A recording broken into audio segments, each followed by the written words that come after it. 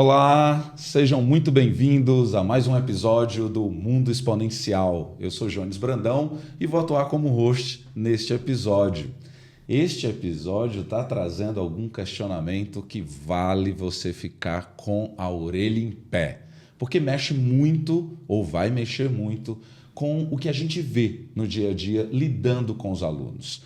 Como que a gente prepara os nossos alunos para lidar com o erro, com a frustração, com as mudanças constantes? Eles conseguem lidar com isso de uma forma resiliente, tranquila? Ou isso mexe até mesmo com o processo de aprendizagem? Para essas e várias outras perguntas que vão surgir durante essa conversa, eu tenho aqui meu amigo Idelfrânio, que mais uma vez estamos juntos, frente a frente, neste podcast. Idel, bom ter você aqui. Bacana. Gente, para quem está vendo pela primeira vez, sou o professor Idelfrânio Moreira, atuo no time de ensino e inovações educacionais do SAS, junto com o Jones.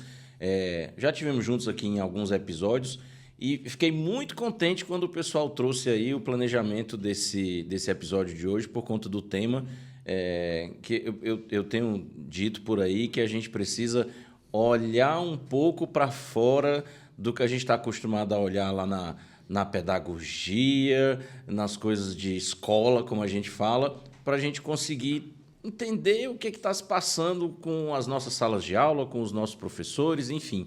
Então, gostei bastante que a gente vai poder debater esse tema aqui hoje. Vamos para mais um episódio.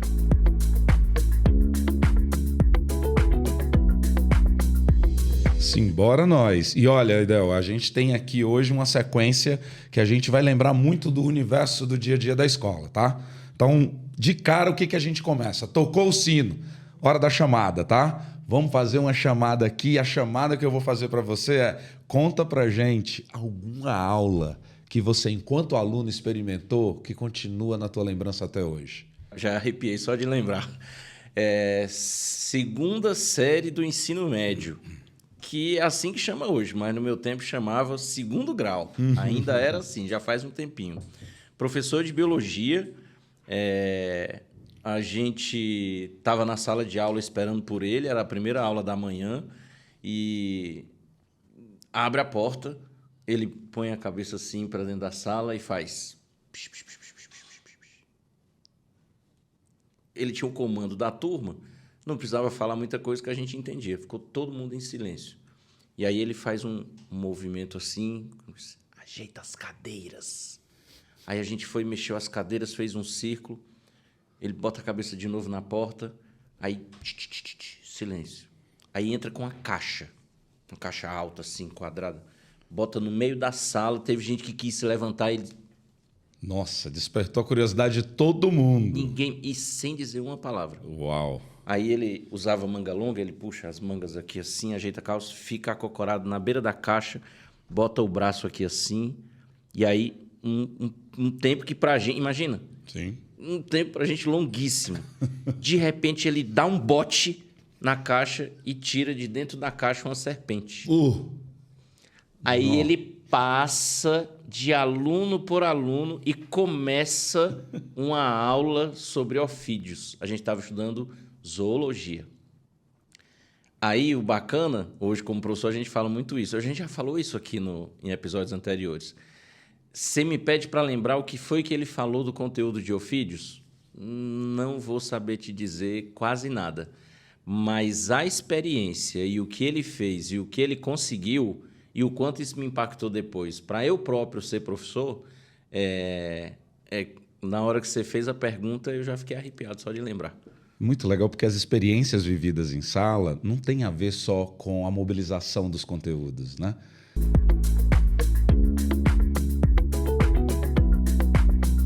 Olha só, passada a hora da chamada aqui, vamos para a aula, né? Vamos para o momento da aula e hoje a gente vai trazer um termo antifrágil.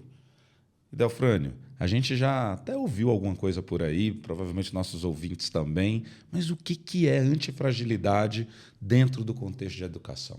Vamos dizer que, coincidentemente, é um termo que já faz uns 2 anos, certamente, que eu trago em muitas pautas que eu faço por aí.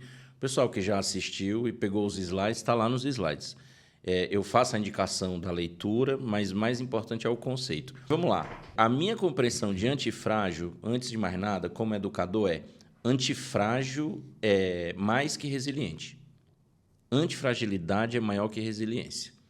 E aí a gente vem de períodos, e aí a gente pode conectar até com a pandemia, de se falar muito quanto nós educadores temos que ser, temos sido demandados de ser resilientes por conta de toda a dificuldade de educar, e veio a pandemia, e fecha a escola, e agora a compreensão de escola. Isso vale para todo mundo em escola, do mantenedor ao colaborador que atua ali fora da sala de aula. Muito bem. Sempre se disse que... Tem até uma brincadeira, né? Se tem um bicho resiliente, é professor. Então, o mundo está exigindo que a gente seja mais que resiliente. Resiliência me lembra o Rocky Balboa, que apanhava. No final, ele vencia, de tanto aguentar a pancada, e no final aparecia lá tudo roxo. Aquilo é resiliência. Aí vamos para a antifragilidade. A gente tem um autor que vem da economia, que é o Nassim Taleb, e ele... isso é o título de um livro, mas é o conceito, né? Ele fala que antifragilidade é você se beneficiar do caos. E aí a imagem que ele traz vem lá da mitologia. Então, se a gente lembrar dos 12 trabalhos de Hércules, um deles é a Hidra de Lerna, que é aquele bicho que tem várias cabeças e a cabeça de serpente, e cada vez que o Hércules corta uma cabeça, nascem duas no lugar. Então, qual é a interpretação que o Taleb traz? Quando ela é machucada, ela fica mais forte. Então, isso é mais do que resistir, é mais do que ser resiliente. Se fortalecer a partir daquilo que te machuca. Então, se a gente traz isso hoje, e aí estamos aqui no podcast que dá o nome do que a gente tem falado e vivido e tentado, né, mostrar para as nossas escolas parceiras, para o mundo da educação, o mundo exponencial. Sim. Que o meme diz que é um mundo que não gira, é um mundo que capota. E nós crescemos ouvindo. Nós sabemos que a mudança é desafiadora, toda mudança traz uma insegurança, traz o medo, nananã, e isso parece um senso comum para todo mundo. E porque quando a gente olha para o desenvolvimento e mudança de comportamento humano, aí vai lá na psicologia, a teoria mais aceita, por exemplo, é a teoria do Prochaska. São 7 estágios para a mudança de comportamento. Então, como é que agora eu vou viver num mundo que é mudança, mudança, mudança, mudança? Isso é muito desafiador. E isso é agressivo. E Quando isso tende a nos machucar. Quando é que isso para, né? Então, e aí a gente vinha de um mundo que a gente tinha controle e agora a gente perdeu o controle. Então, hoje nós somos a Hidra de Lerna sendo machucados. O que é a sugestão? É desenvolver a ideia de antifragilidade. É entender que é isso aí e o que a gente vai fazer com esse negócio agora? Como é que a gente aprende o suficiente para se tornar mais forte, além de apenas resistir? Então, é daí o conceito de antifragilidade. Eu não posso deixá-lo exposto a determinados perigos. Só que o que seria perigo? Para dar conta desse mundo exponencial, o meu filho, o meu aluno, ele precisa enfrentar alguns perigos. Ser esmagado, ter algumas cabeças esmagadas aí. E diante desse cenário, geralmente a gente vê famílias que abraçam numa proteção que não desenvolve. E isso vai bater lá na relação com a escola. Aí a gente talvez precisasse alinhar aqui algumas ideias, que é assim. Eu entendo hoje, e aí estou falando da posição não só de educador, mas de pai também, que nós somos. Né? A gente conversamos muito sobre isso, inclusive. E é muito compreensível para mim que hoje a gente tenha a tendência a cuidar dos nossos filhos de uma tal maneira, olhando para a nossa experiência, que acaba virando uma proteção que para eles pode não ser benéfica. É uma blindagem, acaba blindando e impedindo esse crescimento acontecer. Eu não tive, eu quero que ele tenha, eu passei por isso, eu não quero que ele passe por isso. Sim. Agora, isso valeria se o mundo deles hoje tivesse as mesmas premissas, fosse o mesmo mundo que nós vivemos. Sim. A questão é que o mundo tornou-se absolutamente diferente. Hoje, por exemplo, eu lembro sempre desse exemplo. Nós já fomos diretores de escola, né? Então, a gente tem essa vivência. No nosso tempo de aluno, ou no tempo que a gente começou a ser de coordenação, de supervisão e tudo mais, é clássico. A criança chega na sala da coordenação e diz: porque eu estou com uma dor na barriga. Aí cada escola tem sua Suas cultura, estratégias, né? Era o gelinho do padre, era o paninho da santa, enfim.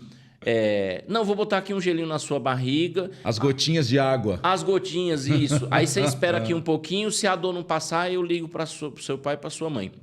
A gente virava aqui, quando olhava de novo, a criança já tinha ido brincar. Hoje a criança chega na coordenação, eu estou tendo uma crise de ansiedade.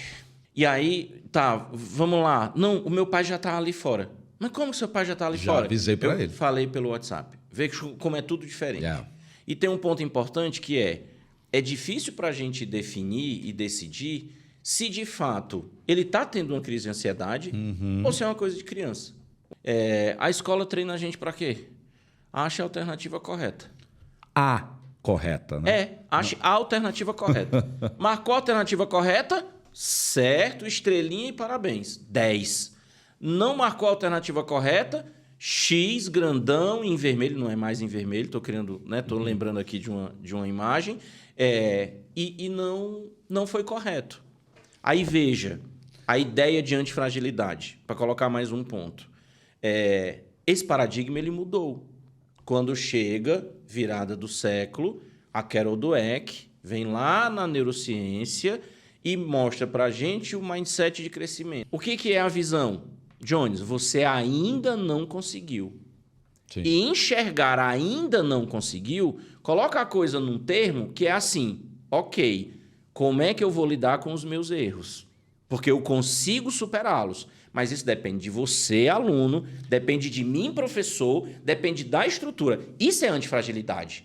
É aprender com o erro. E, Delfrânio, qual que é a resposta? Aí a gente não sabe. Porque eu não sei qual é a situação, as pessoas, as circunstâncias. O que vai ser antifragilidade para mim pode não ser o que é antifragilidade para você. Aí isso significa que nós vamos precisar abraçar o erro. E ele ser considerado como parte do processo formativo. Sim. O chamado erro formativo. Só que, enquanto a gente evita, a gente não traz ele para o jogo. Se eu não trago para o jogo, eu não analiso. Eu não consigo entender como é que eu chego. Se eu ainda não consigo, como é que eu posso conseguir? Então, enquanto o erro for aquilo que precisa ser evitado a todo custo, nós não vamos conseguir transpô-lo para chegar na nova descoberta, né?